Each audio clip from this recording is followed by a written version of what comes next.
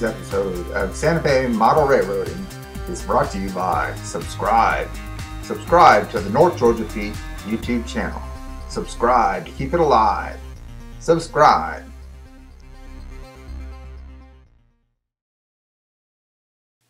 On the last episode of the vintage DQ build, we took all our parts, laid them out into small boxes, inspected our parts, painted everything in the sprue, and now we're ready to assemble. So let's fire up our glue bottle and get down to some serious building.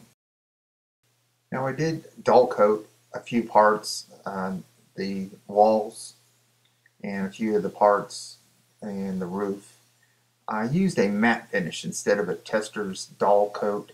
I wanted something in between a satin finish and a dull coat. Tester's dull coat is really dull, and this is a matte finish, so it's something in between the two. And I think it worked out just perfectly. It wasn't too shiny, it wasn't too dull, it was just right. Okay, this is a nice close-up of one of the walls immediately after I sprayed it with the matte finish. It's a little wet here, so it did dry a lot less shinier than this. This is not what it looks like after it dries, but I made a huge mistake on this wall. And I want you to write me in the comments and let me know what you think I did wrong. I decided not to correct this mistake because I kind of like the effect, but if you just hit me up in the comments, tell me what I did wrong, and it's a huge mistake, and what would you do to correct the mistake? So let me know in the comments, and I'm anxious to hear what you all have to say. Okay, now we see the two walls I'm going to get ready to build here. I'm taking out my right angle just to make sure everything's straight. If you notice, I've blacked out the interior walls. And the reason why we do that is when I put the lighting in, the walls won't glow. The light will just shine through where I want it to shine through and not through the walls. So that's why we black out all the interior walls, the ones that show at least. Now I haven't used my glue in a while, so I need to clear the tip with a little heat to melt some of the dry glue in the end. This is the only way I know how to do these. If anybody knows a better way, please let me know in the comments. Kids, don't try this at home. You're going to blow yourself up or at least poke your eye out. But this is definitely looking dangerous, so don't do this, kids. Now I've got 3 of the walls up. As you can see, the counter is in there. Doesn't look all that great. Still not happy with that, but there isn't much detail I can do with it. If I think of something later, I will change it. I'm not going to glue this floor on so I can redo the sidewalk. I wasn't happy with the color I painted it, so I scraped it all off. And that's the beauty of acrylic paints. You can, if you don't like it, you can just rub it off, start again.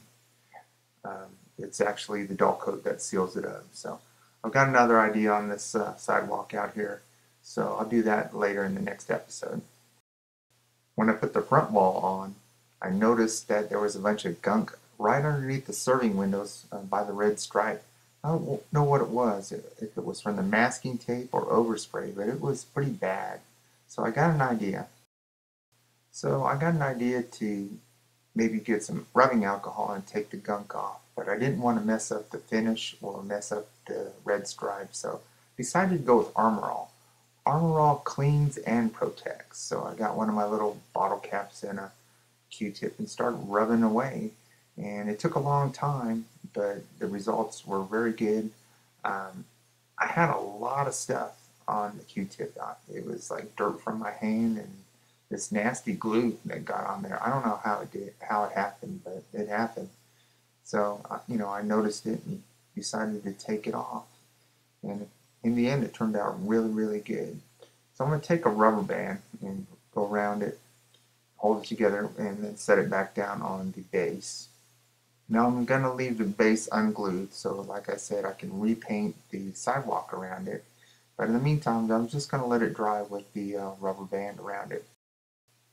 Now once the outside walls were dry, I took the center wall and glued it in, being very careful not to glue it to the base. I want to save the base for repaint later on, which I'll do in the next episode. Now the next thing I had to do was put the serving trays in, and I had to actually do that under magnification. It was very tedious. It turned out pretty good. though, but it was hard to do without the magnifying glass here.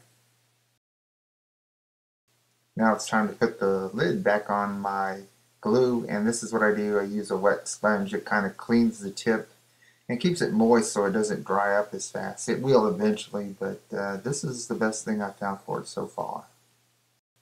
Now it's time to move on to the roof details, and I'm giving the air conditioning unit a little bath and a wash, kind of pre-weather it. I'm going to do a little bit of weathering on this initial build, but there's a lot of weathering to go on this, especially on the roof. So I'm just do some pre-weathering on it. I don't want to go too far. I want to enjoy it in its pristine condition before I start going real hard on the weathering. But for right now, a little bit of weathering on the air conditioning unit ain't going to hurt. After taking the air conditioner out of the bath, it looks pretty decent right now. So once it dries, it'll look much better, actually. Next, I have to cut my vents for the roof out of this sprue, which will leave a little paint divot. I'll sand it down and then very carefully take my gray Sharpie and touch it up. A lot easier than breaking out the paint.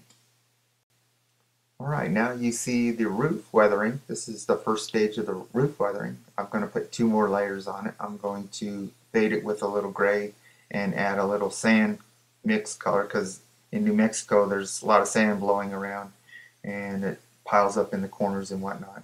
The air conditioning unit turned out very, very well, and I've even got the water stain going to the downspout line from the condensation. So you typically see this on flat roofs in New Mexico. Alright, I've got the sign glued in. I'm going to use this little roll of tape here to help me hold it up, keep it straight until the glue dries. I'll probably leave this on overnight. I want it perfectly straight, and this will help. Okay, on this roof, I've got some of the weathering done. This is the first phase of weathering, like I said. I got fading to do on the tar, more sand to put up here, sand color to put up here. I'm going to rust all the components on here. I'm going to rust the little poles holding up the Dairy Queen sign, rust the vents, fade the sign.